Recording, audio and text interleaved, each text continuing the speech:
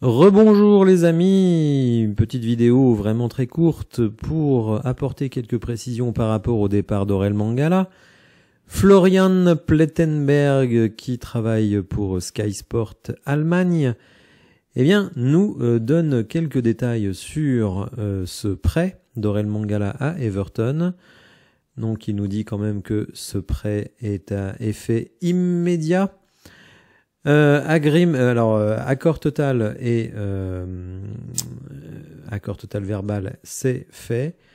Un an de prêt avec une option d'achat de 40 millions d'euros.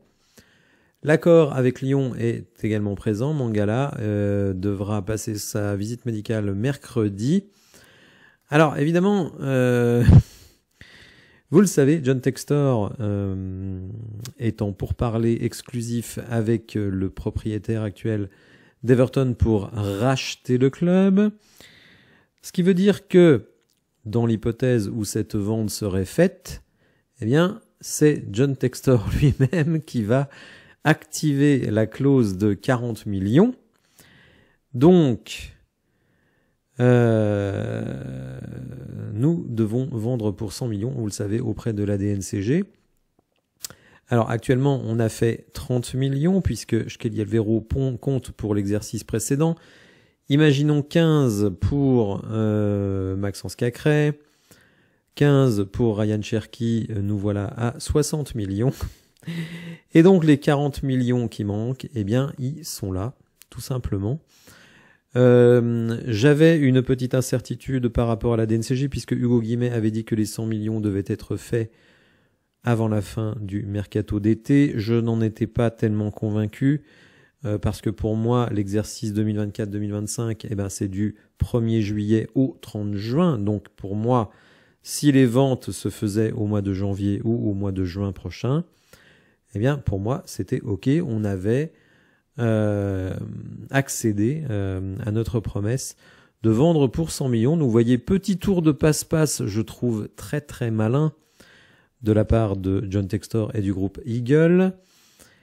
Évidemment, si vous êtes supporter de Everton, vous l'avez un petit peu mauvaise, hein, que l'argent de votre club, que l'argent de vos droits télé eh bien, soit utilisé pour renflouer les caisses de l'Olympique Lyonnais et donc récupérer un joueur Aurel Mangala qui, à l'évidence, ne vaut pas cette somme-là. Ce que je constate, c'est que John Textor avait dit que dans les échanges intra-groupe, on devait utiliser le système de fair value, c'est-à-dire des valeurs réelles.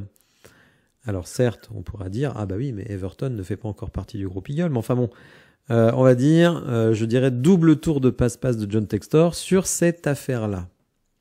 Deuxième petite info en passant, c'est Sacha Tavolieri qui nous le dit, un journaliste belge qui connaît très très bien le marché belge. On lui demande des nouvelles de Sadiki à l'OL. On y est presque, donc vraiment on y est très très proche, mais l'offre sera plus haute que 6 millions. Dès que je peux, je tweete. Donc le transfert de Noah Sidiki pour 6 millions sera sans doute plus élevé. Voilà pour cette petite précision les amis. N'hésitez pas à me dire ce que vous pensez de tout cela dans les commentaires. Si vous avez apprécié la vidéo, n'hésitez pas à la liker, à vous abonner à la chaîne, à activer les notifications. Et je vous dis à bientôt pour de nouvelles infos. Merci, au revoir.